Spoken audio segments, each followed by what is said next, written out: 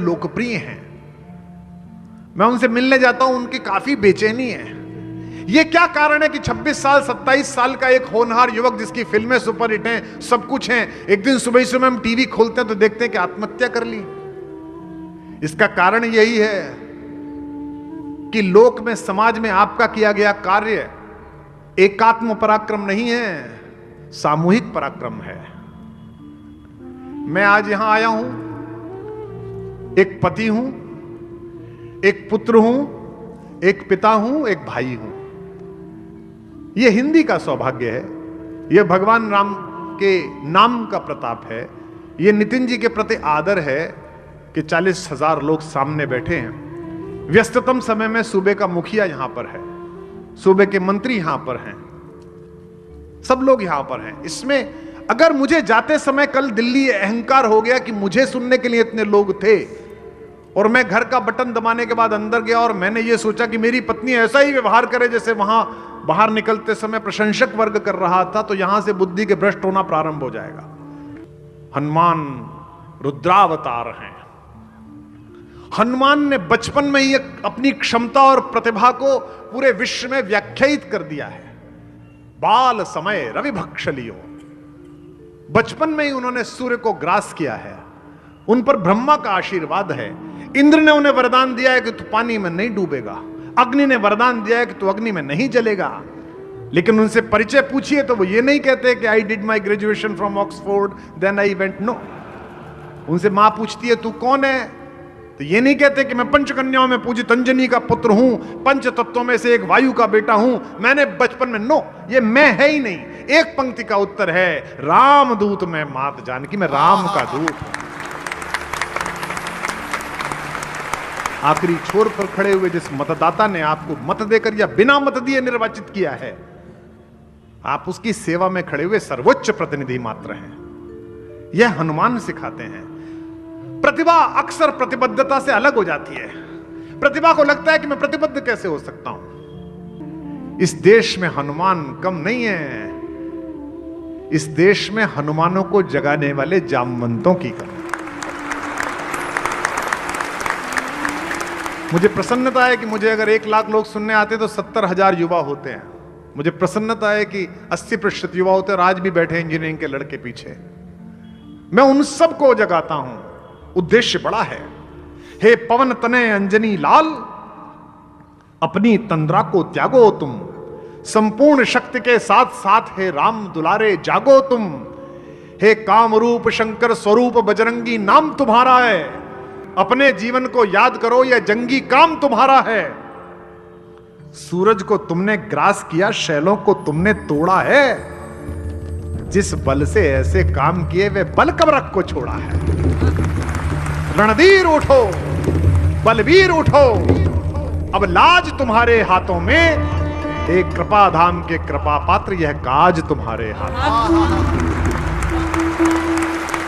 लोकसभा विधानसभा भारत नहीं है, 140 करोड़ लोग भारत हैं। 1/140 करोड़ भारत मैं हूं, 1/140 करोड़ भारत आप हैं। अपने हिस्से का भारत निर्माण प्रारंभ कर दीजिए। ये देश 25 वर्ष बाद जब 100 का होगा तो पूरा विश्व इससे आध्यात्मिक, आर्थिक, बौद्धिक नेतृत्व ले रहा होगा। ये मैं यहां से घोषणा करता हूं, मुझे पता है। लेकिन अगर बटकर रहे, अगर अपनी अपनी प्रतिभा की अहमन्यता में रहे, तो ना समाज का निर्माण होगा, ना संगठन का निर्माण होगा, ना देश का निर्माण होगा, ना आपका निर्माण होगा। बल पाइए अपरिमित, लेकिन विनम्रता रखिए हनुमान के जैसी। आकाश में हनुमान चले, भगवान के जीवन के सबसे संकटपूर्ण क्षण में खड़े हुए साथ। भगवान राम सबका संकट टालते हैं, लेकिन भगवान के जीवन में एक संकट आया कि उनकी बाईं भुजा के समान, दाईं भुजा के समान प्रिय लक्ष्मण जी मूर्छा में आ गए। और सुषेण वैद्य ने कहा कि सूरज के निकलने से पहले अगर जड़ी नहीं आई संजीवनी तो प्राण नहीं बचेंगे। भगवान रोने लगे मनुष्यों की तरह, मेरो शब पुरुषारथ थाको, विपत्ति विदारण बंधु बाहु बिन, विपत्ति को चीर देने वाले बाह जैसे भाई के बिना मैं क्या करूंगा। करत भरोसो का को, मैं अयोध्या जाके क्या करूंगा। मैं सीता को वापस लाके युद्ध जीत के भी क्या करूंगा अगर ये साथ नहीं गया। ऐसे समय में हनुमान आकाश मार्ग से चले। आप सब जानते हैं कि सूर्य कभी नहीं छिपता। संध्या के समय हनुमान उड़े और सुबह तक आना था। हम लोग कहते हैं ना सूरज छिप गया। आप सब जानते हैं विज्ञान के विद्यार्थी, सूरज नहीं छिपता। हमारी मां पृथ्वी हमें गोद में लेकर हमारे पिता सूर्य की ओर से पीठ फेर लेती है। ममता में बेटे होने के कारण मां को तो कुछ नहीं कहते, पिता पर दोष लगा देते हैं कि तू छिप गया। वो छिपता थोड़े ये बेचारा, आज यहां छिपा हुआ है तो कैलिफोर्निया में निकला हुआ है, सुबह फिर यहां निकल जाएगा। तो आकाश में जब सूर्य मिला, हनुमान जी उड़े, तो हनुमान जी ने सूर्य से बातचीत की। भारत के विदेश मंत्री की यह बातचीत होनी चाहिए यूनाइटेड नेशंस में। भारत के विदेश मंत्री की यह बातचीत होनी चाहिए उस छोटी आंख वाले देश में जिसकी ओछी नजर भारत के ऊपर है। सूरज से बात करते हुए हनुमान जो कहते हैं वो शक्ति और विनम्रता का अद्भुत संयोग है। सबसे पहला वाक्य जो वो बोले हैं उसी में उनकी कूटनीति पता चलती है कि बोलना कैसा चाहिए एक विदेश यात्रा जा रहे हुए एक राजनयिक को। हे सूरज इतना याद रहे, संकट एक सूरज वंश पे है। कहते हैं राम भी तो सूर्यवंशी है, मैं तो तुम्हारा ही काम करने जा रहा हूं। इसे कहते हैं हे सूरज इतना याद रहे, संकट एक सूरज वंश पे है। लंका के नीच राहु द्वारा आघात दिनेश अंश पर है। और पोलाइट होते हैं, मेरे आने से पहले यदि किरणों का चमत्कार होगा तो सूर्य वंश में सूर्यदेव निश्चित ही अंधकार होगा। आशा है स्वल्प प्रार्थना यह सच्चे जी से स्वीकारोगे। आतुर की आर्त अवस्था को होकर करुणार्ध निहारोगे। इसलिए छिपे रहना भगवन। जिसने राम के अलावा किसी को ईश्वर नहीं माना वो सूर्य से कह रहा है, हनुमान जी कह रहे हैं इसलिए छिपे रहना भगवन। जब संकट निशा मिटा दूं मैं, बस तभी प्रकट होना दिनकर। जब जड़ी पहुंचा दूं मैं। और 8 पंक्तियों के बाद फिर धीमे से अपना विजिटिंग कार्ड निकालकर भारत का स्वर गूंजता है, अन्यथा क्षमा करना दिनकर। अंजनी तनय से पाला है, बचपन से जान रहे हो तुम हनुमत कितना मत वाला है।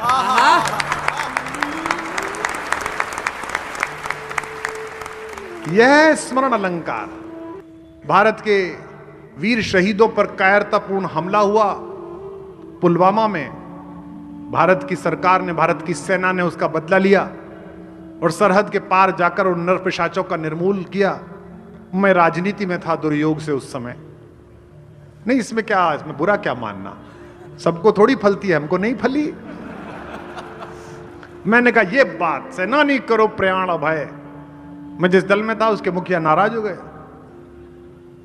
उन्होंने कहा गलत बात है। उन्होंने सरकार से सबूत मांग लिए। मैंने बताया उनको कि ऐसा मत करिए, पूरा देश ताली बजा रहा है, प्रसन्न है, बीच में मुंह मत दीजिए।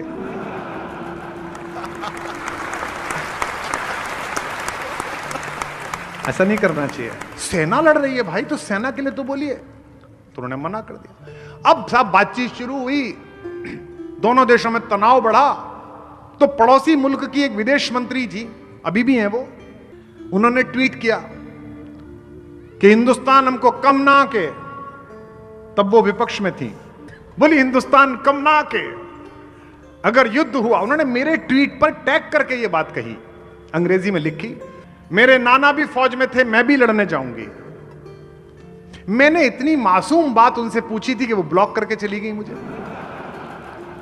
ये स्मरण अलंकार है। अन्यथा क्षमा करना दिनकर, अंजनी तनय से पाला है, बचपन से जान रहे हो तुम। उन्होंने लिखा मैं भी लड़ने जाऊंगी, मेरे नाना भी फौज में थे। तो मैंने सिर्फ इतना पूछा कि मोहतरमा आपके नाना ढाका में पोस्टेड थे। ये स्मरण अलंकार है। बजरंगबली कहते हैं अन्यथा क्षमा करना दिनकर, अंजनी तनय से पाला है, बचपन से जान रहे हो तुम हनुमत कितना मतवाला है।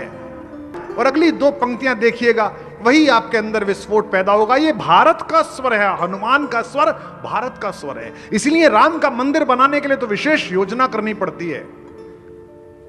500 वर्ष लग गए विग्रह में वापस राम को प्रतिष्ठित करने के लिए। लेकिन हनुमान तो किसी भी गांव में पीपल के नीचे एक अनगढ़ पत्थर को गेरू से पोत कर माएं अगर अपना मंगल मना ले तो भगवान स्वयं प्रकट हो जाते हैं, बजरंग बली का पदार्पण हो जाता है। इसीलिए चूंकि भारत का स्वर हनुमान का स्वर है, मुख में तुमको धर रखने का फिर वही क्रूर साधन होगा। बंदी मोचन तब होगा जब लक्ष्मण का दुख मोचन होगा।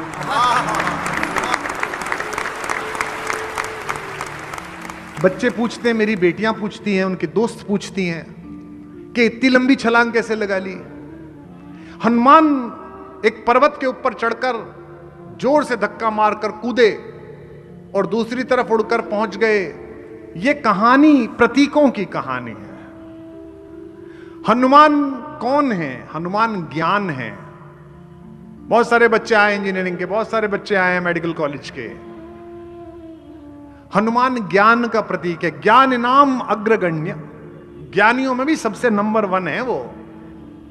हनुमान इतने ज्ञानी है कि जब पहली बार राम जी उनसे मिले तो इतनी शुद्ध संस्कृत बोली कि भगवान ने लक्ष्मण जी से कहा, वाक्यज्ञम मधुरम इदम सुग्रीवम सचिवः कपि। यह सुग्रीव का सचिव जो कपि है, यह वाक्यज्ञ है। निश्चित रूप से इसने वेदों का अत्यधिक अध्ययन किया है। हनुमान ज्ञान का प्रतीक है। ज्ञान किसकी खोज में चला है? अब जरा मैं प्रबोधन के नगर में हूं, बौद्धिक देने वाले लोग इसी शहर से जाते हैं। हनुमान ज्ञान का प्रतीक है। वो ढूंढने किसे जा रहे हैं? सीता को। सीता शांति का प्रतीक है। शांति किसे मिलती है? जो मेहनत करता है। राजा जनक को मिली सीता, और जनक जब राज्यसभा में बैठे थे तब नहीं मिली। जनक जब ज्ञानियों के बीच बैठे थे तब नहीं मिली। जनक जब किसान बनकर हल चला रहे थे तब सीता प्राप्त हुई। ज्ञान शांति की खोज में चला है, और ज्ञान शांति की खोज में तभी चल पाएगा जब वो पृथ्वी के आकर्षण से ऊपर उठ जाएगा। यानी कि वो पर्वत के ऊपर चढ़े, भूधर से छलांग लगाई। जब आप पृथ्वी का आकर्षण छोड़ दोगे, यानी कि गाड़ी, घड़ियां, धन संपत्ति, इसका आकर्षण छोड़ दोगे, तब जाकर आप शांति पा सकते हो। संतों का बड़ा इस देश में योगदान है। मैं एक युवा संन्यास की तरफ गए हुए एक मित्र से मिला। किसी ने मुझसे कहा हमारे गुरुजी इनसे जरूर मिलिए, तो मैं मिलने के लिए गया। 40-42 साल के थे, अमेरिका में सॉफ्टवेयर की कंपनी चलाते थे, संन्यास ले लिया है। तो मैं भी बड़ा प्रभावित हुआ, क्योंकि मैं भी लेना चाहता हूं, लेकिन हिम्मत ही नहीं होती अभी। पता नहीं कब होगी, पुत्रियों का विवाह कर दूं शायद तब लूं, या पता नहीं, या ना लूं, कुछ पता नहीं है। यही जाने, यही करवाते हैं, यही उधर ले गए थे, यही इधर लिया है, इन्हीं का काम है। तो मैं मिलने गया, वो बड़े खुश हुए, बोले मैं आपके वीडियो देखता हूं।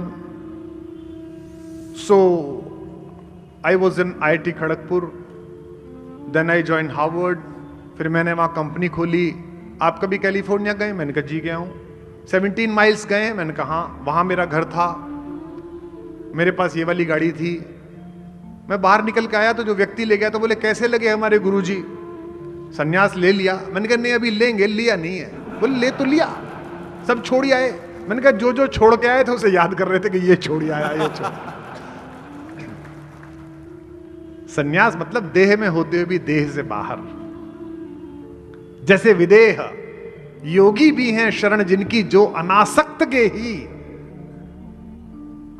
घर में रहते हुए अनासक्त हो जाना। हनुमान भूधर से छलांग लगाते हैं। सबसे पहले क्या मिलता है? मैनाक पर्वत। मैनाक पर्वत क्या है? सोना चांदी, यानी कि संसाधन। संसाधनों का अपमान नहीं करना है। भगवान ने क्या किया? हनुमान जी ने मैनाक को प्रणाम किया और चले गए। फिर मिली सुरसा। पत्रकार यहां बैठे हैं, बौद्धिक लोग बैठे हैं। सुरसा किसका प्रतीक है? यश का प्रतीक। यश की सुरसा बड़ी खतरनाक है साहब। मान्यता मिल जाए। मैंने बड़े बड़े उपलब्ध लोगों को, बुद्धिमान लोगों को जेब में बायोडाटा लेके घूमते हुए देखा है, नेताओं के पीछे के पद्मश्री मिल जाए। क्या करेगा इस पद्मश्री का? मिल जाए बहुत अच्छा है। ऐसा तो नहीं है कि आयुर्वेद में लिखा हुआ है कि पद्मश्री के ऊपर शहद और त्रिफला डाल के चाटने से उम्र बढ़ती है या बुद्धि बढ़ जाती है। मिल जाएगी तो ठीक है, नहीं मिलेगा तो क्या करेगा? यश की सुरसा केवल शांत नहीं होती है। सुरसा जैसे जैसे मुंह फैलाती है, हनुमान जी वैसे वैसे आकार बड़ा करते हैं, और फैलाती है और बड़ा करते हैं। और परास्त कैसे होगी यश की सुरसा? स्वयं को क्षुद्र बना लो, छोटा बना लो तो परास्त हो जाएगी। पद्मश्री मिल गई तो पद्म भूषण चाहिए, पद्म भूषण मिल गया तो विभूषण चाहिए, विभूषण मिल गया भारत रत्न चाहिए, ये मिल गया तो गवर्नर बना दो। चार पाए की कुर्सी पर बैठने के लिए इतनी आतुरता, जबकि जाना चार कम दो पहिए, उसका पता नहीं है कितने बजे निकलना है। यह जो यश की सुरसा है, राजनेता तो फिर भी 5 वर्ष के लिए, 10 वर्ष के लिए, और बड़ा परेशान है, सुबह से शाम तक सबकी समस्या उसके द्वार पर है। लेकिन यह मैंने काम किया, मुझे यश मिल जाए। हनुमान जी ने इसका उपचार बताया है। उपचार ठीक लगे तो बताना। यश की सुरसा जब मन में बड़ा आकार करने लगे, उसी पल स्वयं को सबसे छोटा बना लो तो इससे बाहर निकल आओगे, सुरसा परास्त हो जाए। प्रतीक समझो इस पूरी हनुमान की यात्रा का। पहुंचे हैं तो लंका कैसी है? सोई हुई लंका है। क्यों? क्योंकि सोने की लंका है। सोना अर्थात सामर्थ्य, सोना अर्थात संपत्ति। संपत्ति और सामर्थ्य के चक्कर में जो पड़ा वो गहरी नींद सोया हुआ है। संतोष साधन से नहीं आता।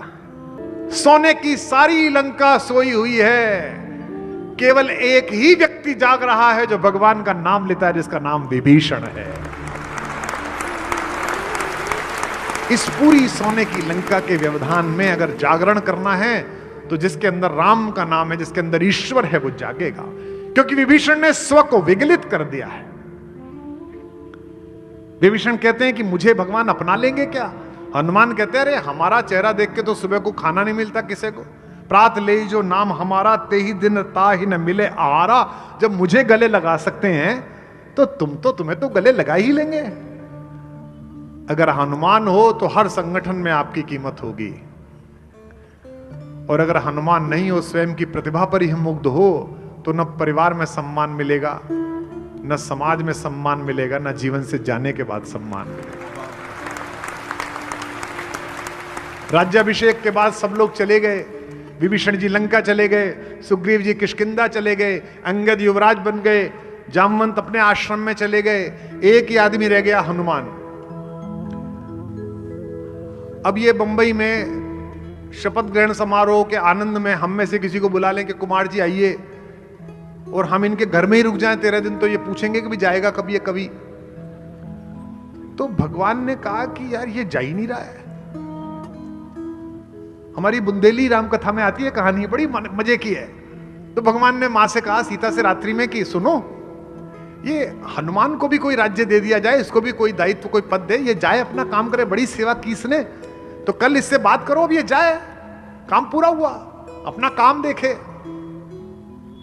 सीता जी ने कहा ये काम मुझे मत देना, खबरदार जो मुझसे ऐसा काम कहा, मैं ना कहूंगी उसे अयोध्या छोड़ने को। और अगली बात परिहास में सीता जी ने जो कही, उसे राम जी ने भी बुरा नहीं माना, आप भी मत मानिए। अपने बेटों को बिना अपराध के जंगल भेज देने का चलन आपके खानदान में होगा, मेरे खानदान में नहीं था, मैं नहीं कहूंगा। आप देख लो, मैं नहीं कहूंगा। बेचारे राम जी ताना सुन के सो गए। सुबह उठे, भरत जी मिले, प्राइम मिनिस्टर, प्रधानमंत्री थे वो उनके राज्य के। उन्होंने कहा भरत, ये हनुमान के लिए कोई पद निकालो और इससे कहो कि जाए। भरत ने कहा जी देखो प्रभु, ऐसा है, हमने तो चिता सजा ली थी ये मान के कि आप नहीं आ रहे, हमको तो आश्वस्ति हनुमान ने दिया कि नहीं चिंता मत करो, लौट के आ रहे हैं, तो मैं नहीं कहूंगा। और 14 वर्ष भाई का वियोग क्या होता है ये मैंने जाना है। अब मैं हनुमान के वियोग में नहीं जीऊंगा, मैं नहीं कहूंगा। लक्ष्मण जी से कहा कि लक्ष्मण जी तुम बोलो।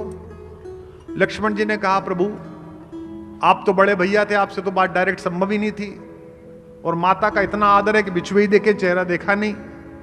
हमारे तो आखिर के सारे वर्ष इन्हीं की मैत्री में कटे, और मैं तो जब मूर्छित हो गया था आपने तो सारा रोने पीटना प्रारंभ कर दिया। वो तो ये नहीं होते तो मैं क्यों होता। तो मैं अपने मुक्तिदाता को वापस नहीं भेज सकता। अंत में रामचंद्र जी ने शत्रुघ्न जी को बुलाया, बोले बेटा तुम इनसे बोलो कि ये चले जाए। वो बोले जी ये बहुत अच्छी रही, पूरी रामायण में मैं बोला नहीं, और अब मैं इनसे बोलूं।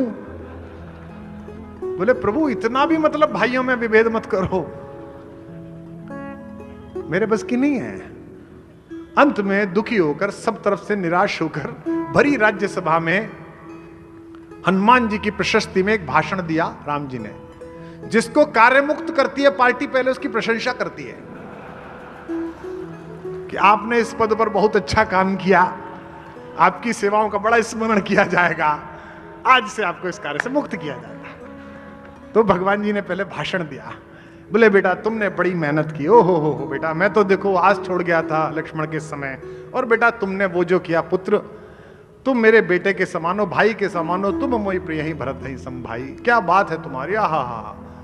और तुमने जो किया, और मैंने जो राज्य पे बैठा हूं तुम्हारी वजह से, और लक्ष्मण का जितना उपकार है, सुग्रीव का जितना उपकार है, तुम्हारे सुग्रीव से भी दुगने उपकार मुझ पर हैं। अब एक काम करो, तुम भी कोई एक पद लेके जाओ, यहां से जाओ, अपना काम करो। हनुमान जी समझ गए, वो भी ज्ञानी है, ज्ञानी नाम अग्रगण्य है, वो बिल्कुल भावुक नहीं हुए, जाना तो था ही नहीं उन्हें। तो वो खड़े हो गए, बोले साहब आपने जो स्टेटमेंट दिया है इसमें थोड़ा गड़बड़ है। आपने अभी कहा कि सुग्रीव से दुगने उपकार है मेरे, और एक पद ले ले। सुग्रीव के जितने उपकार थे उसमें उसे एक पद दे दिया, राजा बना दिया, और मेरे दुगने और पद भी एक ही, तो मुझे कम से कम 2 पद तो दो। तो राम जी ने सोचा, लालच आ गया इसके मन में। राम जी ने कहा ठीक है 2 पद चुन ले। तुरंत ही हनुमान जी चरणों में बैठ गए और दोनों पद पकड़ लिए, बोले बस यही पद दे दो, इन्हीं में चरण राधि दे, ये 2 पद मुझे चाहिए। सारी योग्यताएं, मनोजवम, मन की गति से चलने वाले, मारुत तुल्य वेगम, जितेंद्रियम, इंद्रियों पर विजय पाने वाले, बुद्धिमताम वरिष्ठम, बुद्धिमानों में वरिष्ठ, वातात्मजम, पंच तत्वों में से एक, वायु के पुत्र, वानर यूथ मुख्यम, ये सब क्वालिफिकेशन एक शब्द में समाई, क्या? श्री रामदूतम। मनोजवम मारुततुल्य वेगम, जितेन्द्रियं बोधिमतां वरिष्ठं, मनोजवं मारुततुल्य वेगं, जितेन्द्रियं बोधिमतां वरिष्ठं, वातात्मजं वानरयूथमुख्यं, श्रीरामदूतं शरणं प्रपद्ये। मनोजवं मारुततुल्य वेगं, जितेन्द्रियं बोधिमतां वरिष्ठं, वातात्मजं वानरयूथमुख्यं, श्रीरामदूतं शरणं प्रपद्ये। श्रीरामदूतं शरणं प्रपद्ये, श्रीरामदूतं शरणं प्रपद्ये। बोल बजरंग बली भगवान की।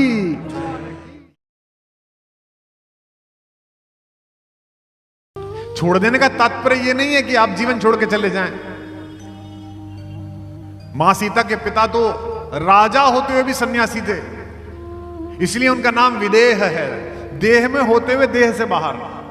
योगी भी हैं शरण जिनकी जो अनासक्त गेही, जय जय राजा जनक पुण्य देही विदेही।